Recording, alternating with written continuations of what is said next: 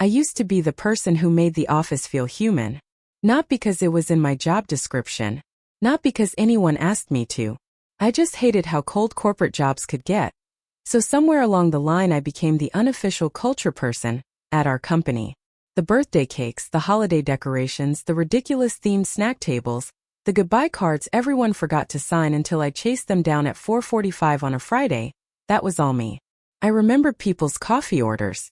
I knew whose kid had allergies and whose dog had surgery. I once drove across town during lunch because our receptionist casually mentioned she missed a seasonal candle sent from Target, and they only had one left at another location. That was the kind of employee I was. And honestly, I liked being that person for a long time. The office itself was one of those giant polished corporate places that tried very hard to seem modern. Glass walls everywhere. Inspirational posters with words like innovate and collaborate in giant white letters. Free sparkling water in the kitchen but somehow never enough staff to actually do the work without burnout. Typical. I worked there almost 11 years. Long enough to watch managers come and go, long enough to train people who eventually got promoted above me, long enough to know exactly how everything operated behind the fake smiles and LinkedIn motivational speeches. Still, I kept the place running emotionally. Every December I organized Secret Santa. Every summer I planned little team appreciation lunches. During tax season, which was absolute hell for our department, I'd bring in donuts and energy drinks because morale always tanked around week 3. Nobody officially assigned me any of this. It just became expected. And the weird thing is, nobody notices emotional labor while it's happening. They only notice when it stops. The whole thing started unraveling in March. Our company rolled out a new productivity tracking system after hiring some expensive consulting firm. Suddenly every minute of our day had to be categorized. Bathroom breaks weren't tracked exactly, but honestly it felt like they were one software update away from timing those two. People were furious. Slack channels were blowing up non-stop. Half the office complained openly. The other half pretended not to care while quietly panicking. I tried to stay neutral. That was always my role. The calm one. The person who smoothed things over. One afternoon I was talking to my coworker Jenna on Teams voice chat while finishing reports. Jenna was spiraling over the new system, saying management clearly didn't trust us anymore. I remember laughing and saying something like, I mean, yeah, it's annoying, but corporations love pretending spreadsheets solve human problems. That was it. Not exactly revolutionary. Unfortunately for me, my manager overheard part of the conversation. His name was Trevor. Mid-40s. Obsessed with leadership podcasts. The type of man who used phrases like bandwidth and circling back. So often it felt medically concerning. A few days later he scheduled a performance alignment discussion, which is corporate language for, you're about to leave this meeting irritated. I walked in expecting a normal quarterly review. Instead, Trevor had printed notes sitting on the desk. Printed. Like I was being investigated by the FBI. He started talking about attitude shifts and leadership presence, and how negativity from influential employees could spread uncertainty through the team ecosystem. I genuinely thought he was joking at first. Then he hit me with this line. People look to you as an emotional barometer in the office. An emotional barometer. I almost laughed. This man was basically admitting I'd been carrying team morale for years, but somehow the conversation still turned into criticism, because I mildly agreed with a frustrated coworker during a private call. Trevor told me he expected leaders to redirect complaints upward instead of validating them. Validate them? She wasn't confessing to murder. She was annoyed about time tracking software. Then came the review itself. Every category said, meets expectations. Not exceeds. Not exceptional. Just meets. I stared at the paper for a solid 10 seconds because it felt surreal. I had stayed late countless times helping new hires. I organized half the company events. I literally spent my own money on decorations during Christmas because our department budget couldn't support non-essential culture spending. And now I was apparently average because I sounded insufficiently enthusiastic about micromanagement software. Trevor ended the meeting by saying, I just want to make sure we protect the positive environment you've helped build. That sentence broke something in me. Because suddenly I realized the truth. They loved the results of my effort. They just didn't value me. There's a difference. I went home angry in a quiet way that felt worse than yelling. Ordered takeout. Sat on my couch with my cat staring at me like I personally ruined his evening too. And for the first time in years, I decided I was done volunteering pieces of myself to a company that viewed kindness as free infrastructure. The change wasn't dramatic at first. I simply stopped doing extra things. No more organizing birthdays. No more cheerful Monday emails. No more emergency cupcake runs because someone got promoted. I still did my actual job extremely well. My reports were clean. Clients liked me. Deadlines got met. But emotionally, checked out. And people noticed almost immediately. The first real test came with Amanda's birthday. Normally I would have arranged lunch reservations, ordered dessert, maybe even decorated her desk with dumb balloons from Party City. This year, nothing. At noon a few coworkers awkwardly stood around trying to decide if anyone had planned something. Nobody had. Amanda ended up eating a salad at her desk while answering emails. The silence felt weirdly loud. Later that afternoon one of my coworkers stopped by my office and said, "Are we not doing birthday stuff anymore?" I just shrugged. I figured someone else could take over this year. The look on her face told me everything. Nobody wanted the responsibility. They only wanted the benefits of someone else handling it. And honestly, that realization made it easier not to care anymore.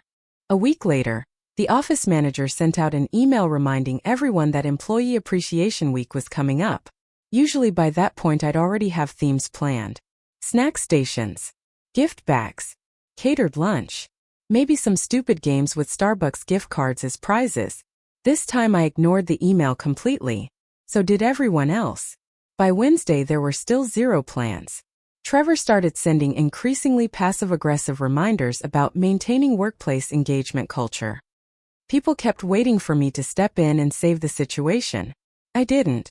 And for the first time in over a decade, the office actually had to experience what the environment felt like without someone quietly holding it together behind the scenes. By Friday the tension in the office was impossible to ignore. You could feel it in small things. The kitchen stayed messy longer because nobody bothered wiping counters anymore. People stopped lingering near desks to chat. Lunches became shorter, quieter. Everyone just kind of drifted through the workday like exhausted strangers trapped in the same airport terminal. And the funniest part? Management genuinely seemed confused. Trevor kept talking about unexpected declines in engagement, like morale was some mysterious weather phenomenon, instead of the obvious result of overworked employees feeling unappreciated for years. Monday morning he sent a department-wide email reminding everyone that culture is a shared responsibility. I nearly choked on my coffee. Shared responsibility. That was rich coming from the same people who let one employee carry all the emotional labor until she finally burned out. Then came the meeting. God, I still remember that meeting. Trevor had recently started these weekly connection calls. After attending some leadership seminar, 30 minutes every Friday dedicated to team positivity, recognition, and collaboration. In reality, it was just awkward silence mixed with forced enthusiasm. This particular Friday, everyone looked exhausted already. Cameras on. Smiles fake. Souls gone. Trevor started with one of his usual speeches about energy and team cohesion before casually dropping this little comment. It's disappointing when traditions disappear because people stop taking initiative. The room went dead quiet. He never said my name. Didn't need to. Everyone knew exactly who he meant. I sat there sipping iced coffee, staring at my screen with the emotional expression of a parking garage wall. One coworker actually looked uncomfortable enough to glance away. After the meeting ended, my friend Natalie came to my desk. Natalie worked in payroll. Sharpest woman in the building. Also the kind of person who avoided conflict like it was radioactive. She leaned against the cubicle wall and lowered her voice. "Okay, what's going on?" "Nothing." "That's not true." I shrugged. "I'm just doing my actual job now." She stared at me for a second before quietly saying, "I don't think people realized how much stuff you handled." That sentence sat in my chest longer than I expected. Because honestly, neither had I. Not fully. You normalize being overextended when it happens gradually enough. First it's one birthday cake. Then holiday cards. Then organizing lunches. Then mentoring new hires because managers are too busy. Then listening to coworkers vent during your own breaks because everyone sees you as emotionally safe. At some point you wake up and realize you've accidentally become responsible for keeping an entire workplace psychologically functional. And nobody even considers that labor real. A few days later HR got involved. Of course they did. I received one of those vague calendar invites with no explanation attached. Quick check-in. Those words alone can raise a person's blood pressure. The meeting was with a woman named Claire from HR. Perfect blowout hair. Beige blazer. Permanent expression of someone trying to sound compassionate while simultaneously documenting everything for legal purposes. She started politely enough. We've noticed some changes in team dynamics recently. I almost laughed immediately. Team dynamics. Corporate language deserves prison time. Claire continued explaining that several employees had commented on shifts in office morale and participation. Then she asked if everything was okay with me personally. And here's the thing. Part of me almost folded right there. Because when you spend years being the positive one, people get uncomfortable when you stop performing happiness for them. They start acting like your exhaustion is some kind of emergency. But I was too tired to fake it anymore. So I asked a simple question instead. Is my actual work performance an issue? Claire blinked. Well, no. Your metrics are very strong. Any client complaints? No. Missed deadlines? No, not at all. Okay, I said. So what exactly is the problem? Silence. Real silence. Finally, she said something about disengagement from collaborative culture initiatives. I leaned back in my chair. You mean the unpaid extra work? Her face changed slightly at that. Not offended exactly. More like cautious. That's not how we view it. Then how do you view it? Another pause. I could practically hear the HR training manual loading in her brain. Claire finally said, You've historically contributed a lot to team morale, and people have noticed your withdrawal. Withdrawal. Like I'd left a cult. I looked her dead in the eye and said, I wasn't aware emotional support and event planning were mandatory responsibilities for my position. She didn't answer directly, because she couldn't. That was the whole problem. The company benefited enormously from what I did, but the second they acknowledged its actual value, they'd have to admit it deserved compensation, recognition, or official support.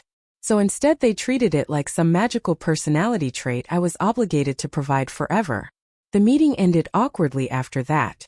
Claire thanked me for my honesty in the same tone people use when they absolutely did not enjoy the honesty. When I got back to my desk, Trevor walked past twice within 20 minutes. Didn't say anything. Just hovered. Like he expected me to suddenly decorate the break room out of guilt. I didn't. Then came the breaking point. HR announced a new shared culture initiative. Translation: they made a rotation schedule.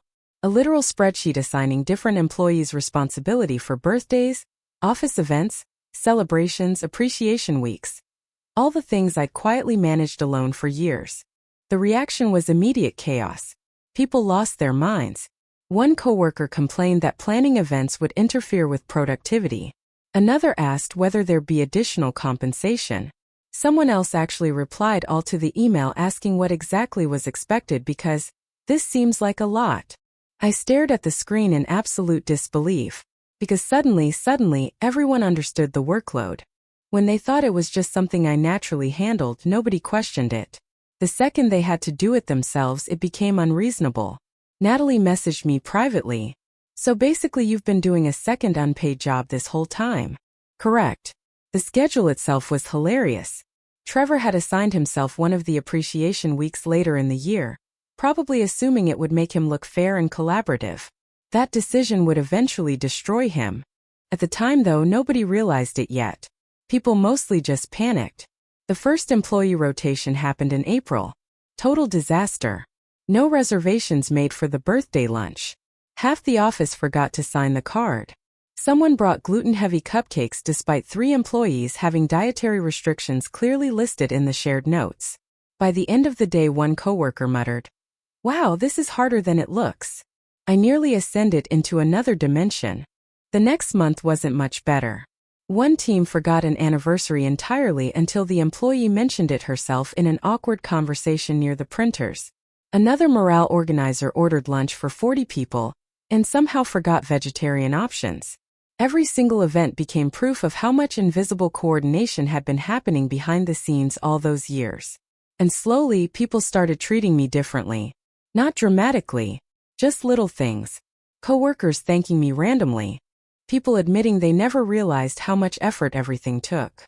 One guy from accounting actually stopped by my office and said, "I owe you an apology. I honestly thought this stuff just kind of happened." That almost made me sadder than the criticism ever did. Because it perfectly captured the problem. When emotional labor is done well, it becomes invisible. People experience the comfort without seeing the work creating it. Then August arrived. Trevor's morale week. And oh my God, it was magnificent. The collapse started Monday morning. Apparently he forgot it was his assigned week entirely. At around 10 a.m. he wandered into the kitchen looking confused and asked if anyone knew what the culture schedule was referring to on his calendar. Natalie nearly inhaled yogurt laughing. Someone finally explained he was responsible for employee appreciation activities that week. The panic in his eyes was immediate. By Tuesday he'd thrown together a sad tray of grocery store pastries and 2 boxes of burnt coffee from a place downstairs. No plates. No napkins. Nothing labeled.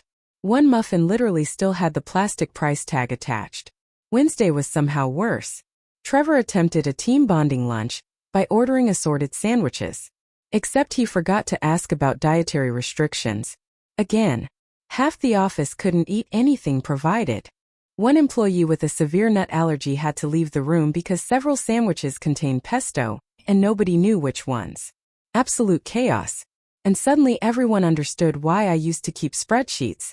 Thursday he attempted a scavenger hunt. Inside the office. During work hours. I am not exaggerating. This grown man printed motivational clues from the internet and hid them around the department like we were children at a birthday party sponsored by LinkedIn. At one point I watched 2 senior analysts crawling under conference tables looking for sticky notes while ignoring actual client emails. Someone knocked over a trash can.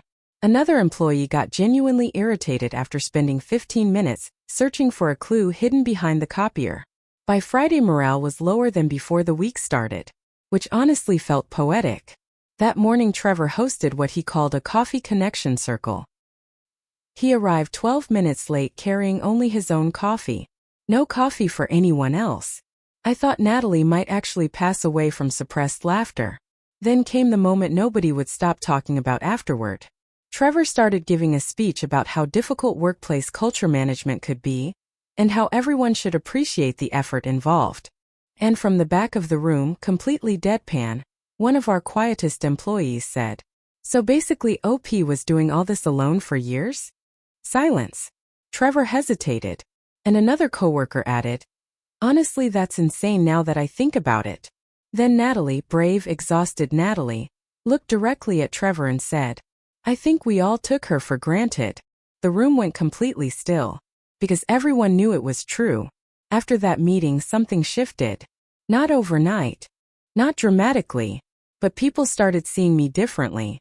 Before I was just the cheerful office person. The one who somehow always remembered birthdays and magically kept everyone functioning during stressful months. Now they understood there had actually been work behind it. Real work. Planning.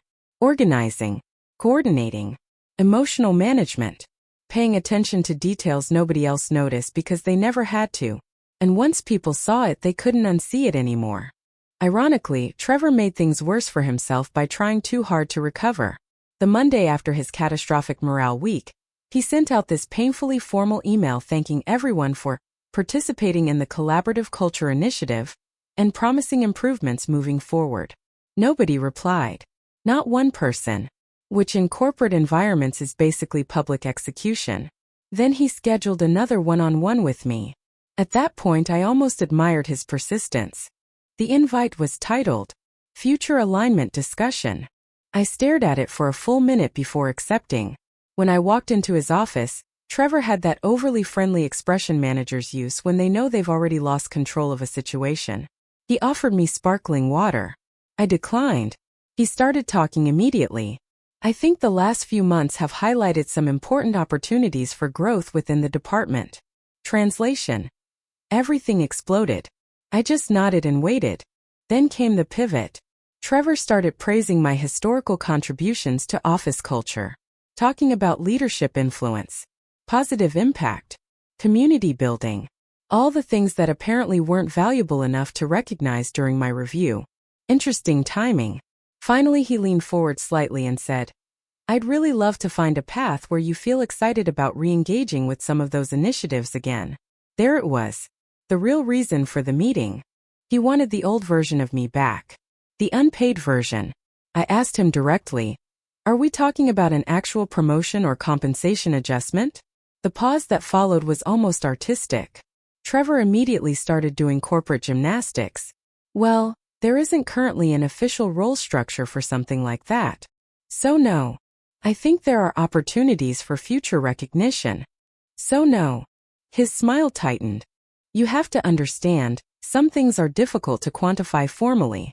That sentence irritated me more than anything else he'd said all year. Because companies quantify everything when they want to. Sales numbers, retention rates, productivity metrics, client satisfaction. But somehow emotional labor only becomes hard to quantify when women are doing it for free. I looked him straight in the eye. "You penalized me for negatively impacting morale," I said calmly. "Now morale is down because I stopped doing unpaid labor. So clearly the work had value." Trevor opened his mouth, closed it again. And honestly, that was the first moment I realized he genuinely had no response. Because the logic trapped him. If my efforts mattered enough that their absence damaged the department, then those efforts were obviously meaningful labor. And if they were meaningful labor, why wasn't I compensated for them? Simple question. No good answer. The meeting ended stiffly after that. I walked out feeling strangely lighter, like some invisible contract had finally broken. A few hours later, Trevor announced the creation of a voluntary culture committee. I almost laughed out loud reading the email. He described it as a collaborative employee-led initiative focused on workplace engagement and morale enhancement. Translation: "Please save me from the consequences of my own management decisions." He attached a sign-up form. Only one person volunteered immediately. Rebecca from HR. Of course, Rebecca loved anything involving color-coded planning spreadsheets and decorative signage. She once made an entire PowerPoint for the office Halloween costume contest. Honestly, she meant well. But even she seemed overwhelmed after the first planning meeting. Within 2 weeks, the committee had already started struggling with scheduling, budgets, and participation. Because again, and this part mattered, none of this was actually easy. People just assumed it was easy when I handled it quietly. Then something unexpected happened. Claire from HR emailed me again. This time the tone felt completely different. No concern. No performance language. Just, "Would you be available to discuss a new internal opportunity?" Now I was curious. The meeting happened Thursday morning. Claire greeted me with actual enthusiasm this time instead of cautious HR diplomacy. She pulled up several internal reports on her laptop and started explaining that executive leadership had been reviewing employee retention, engagement surveys, and department culture trends. Apparently, our department's morale metrics had dropped significantly over the previous 6 months. And according to the data, the decline lined up almost perfectly with the moment I stopped doing all the extra work. Claire actually showed me the graph. A literal graph. I stared at it in disbelief. Years of effort reduced to measurable statistical decline the second it disappeared. That should have felt validating. Instead, it mostly felt exhausting. Claire kept talking. Upper leadership had started asking questions about why engagement had deteriorated so rapidly in one department compared to others. At first, managers blamed hybrid fatigue, workload pressure, economic anxiety, all the usual corporate buzzwords. But eventually someone noticed a very specific pattern. The office culture had been disproportionately dependent on one employee. Me. Claire admitted they'd underestimated how much operational emotional support I'd been providing informally. Operational emotional support. Another absurd phrase. But at least this time it came attached to something meaningful. Because then she said, "We'd like to create a formal role." I blinked. A role? She nodded. The company was apparently launching a pilot employee experience initiative focused on workplace culture, onboarding support, morale coordination, and employee engagement planning. Basically everything I'd already been doing unofficially for years. Except now it would be legitimate. Salary increase. Dedicated budget.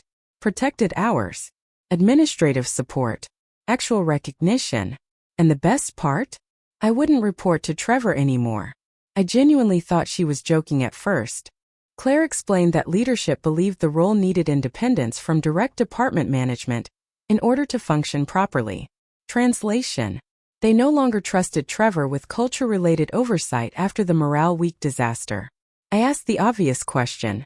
Does Trevor know about this? Claire gave the most careful HR answer imaginable. He's aware discussions are taking place. Meaning yes. And he was probably furious. I asked for a day to think about it. Then I went home and sat in silence for almost an hour. Because suddenly all the resentment hit differently. For years I'd convinced myself none of the extra work mattered enough to deserve acknowledgement. That maybe I was silly for caring about office culture in the first place. But now the company itself was basically admitting my efforts had tangible value the entire time. They just hadn't respected it until losing it became expensive. And honestly, that realization hurt more than I expected. The next morning I accepted the offer. Not because I suddenly loved the company again, but because for the first time in my career, someone was finally treating emotional labor like actual labor. When the official announcement went out the following week, the reaction across the office was immediate. My inbox exploded. People congratulated me non-stop. Several coworkers admitted the promotion felt overdue. One manager from another department literally wrote, "Frankly, this should have existed years ago." Even employees I barely knew stopped by my desk to say they were happy for me. Trevor, meanwhile, looked like a man being slowly haunted by his own decisions. During the department meeting where the new role got announced, he smiled so hard it looked painful. At one point someone jokingly asked if the morale rotation schedule would continue now that I had an official position. Trevor immediately said, "We're reevaluating that initiative." Translation. Absolutely not. And the funniest part? The second the role became official, people treated the work with dramatically more respect. Suddenly budgets existed. Suddenly planning time mattered. Suddenly organizing events required strategy meetings and coordination support and executive approval. Exactly the same work I'd been doing alone for free. Only now it had legitimacy because a title and salary were attached to it. Corporate logic is incredible sometimes. Still, despite everything, the new role genuinely changed my life. For the first time in years, I stopped feeling resentful every time someone asked for help. Because now helping people wasn't invisible anymore. It was my actual job. The weirdest part about getting the new role wasn't the raise. It wasn't the title either. Honestly, it was watching people suddenly respect boundaries they ignored for years. The exact same coworkers who used to message me at 8 p.m. asking if I could quickly throw together decorations for someone's retirement party now scheduled proper planning meetings. People who once assumed office events magically appeared started asking about budgets, timelines, and staffing support. Amazing what happens when labor becomes official. My first month as culture coordinator felt surreal. I got access to actual resources. Not just a sad company card with a spending limit low enough to buy maybe 3 balloons and a sandwich tray. A real budget. I almost laughed the first time finance asked me to submit projected quarterly engagement expenses, because for years I'd personally covered random costs without even thinking about it. Candles, gift bags, cards, decorations, snacks, tiny things individually, thousands of dollars collectively over the years. And suddenly everyone acted shocked by how much maintaining positive workplace culture actually cost. No kidding. The biggest adjustment, though, was learning not to overextend myself anymore. That sounds dramatic, but seriously, I had trained myself to anticipate everyone's emotional needs automatically. I noticed everything. Who looked overwhelmed, who seemed isolated, who stopped participating in meetings, who needed encouragement, who was quietly struggling. For years I absorbed all of it like emotional secondhand smoke. The new role forced me to create healthier boundaries. Because now if I burned out, there wasn't some invisible backup system keeping things afloat. I was the system. Ironically, having the role officially recognized made me better at it. I stopped trying to personally save every event. Instead, I built structures, volunteer teams, planning rotations with actual incentives, feedback systems, reasonable expectations. I even introduced something radical called optional participation, which employees loved because apparently adults enjoy being treated like adults. The office atmosphere slowly improved again.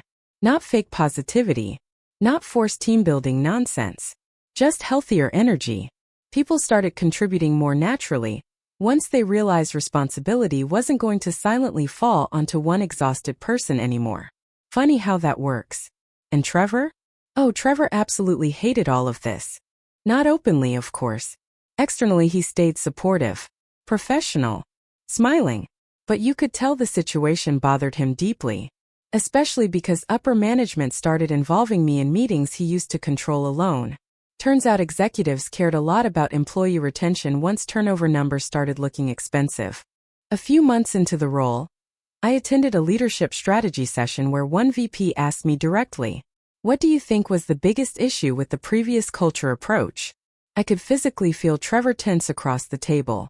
The old version of me probably would have softened the answer, protected feelings, made things comfortable.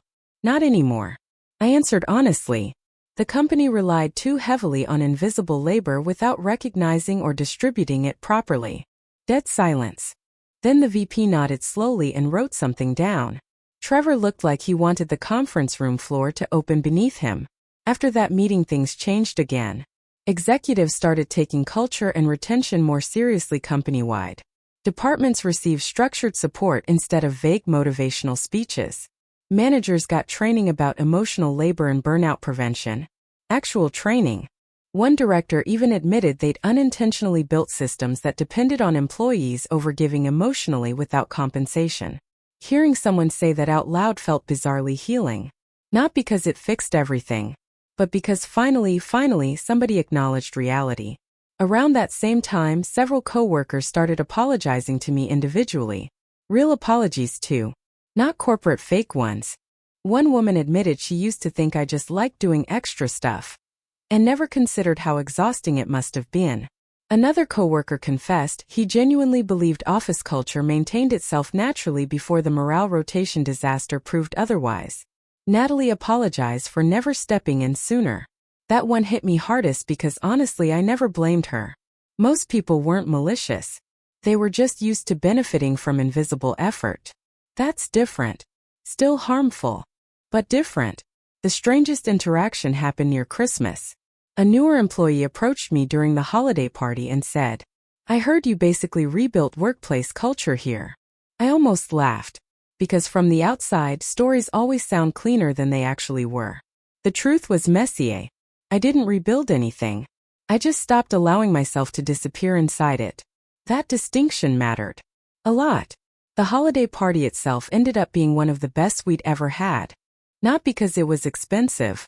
Not because every detail was perfect. Actually, half the decorations arrived late, and the catering company forgot vegetarian desserts. But for once I wasn't frantically trying to control every single thing alone. People helped willingly. Not out of obligation. Because now participation felt shared instead of expected. At one point during the party I stepped outside for air, and found Trevor standing near the parking garage scrolling through his phone. For a second I considered walking back inside. Then he looked up. There was this awkward pause before he finally said, "You seem happier." Simple sentence, but weirdly genuine. I thought about giving some polished diplomatic response. Instead I told the truth. "I'm less tired." Trevor nodded slowly like he understood exactly what I meant. Maybe he finally did. Or maybe watching everything collapse after I stepped back forced him to confront things he'd ignored before. Either way, something about that moment felt strangely final. Not dramatic. Just finished. I never hated Trevor, honestly. I hated what the environment turned people into. The constant pressure for productivity. The expectation of endless emotional availability. The way kindness became assumed instead of appreciated. He was part of that system. So was I. The difference is I eventually stopped sacrificing myself to keep it running quietly. That's what changed everything. And looking back now, I think the saddest part is realizing how close I came to believing my value only existed when I was overgiving. That mindset sneaks up on you slowly. You become useful. then dependable, then essential, then exhausted. And because everyone praises your generosity, you mistake depletion for purpose. I did that for years. Now, I still care about people. I still organize events. I still bring cupcakes sometimes, but only when I genuinely want to. Not because I'm afraid everything will fall apart if I stop.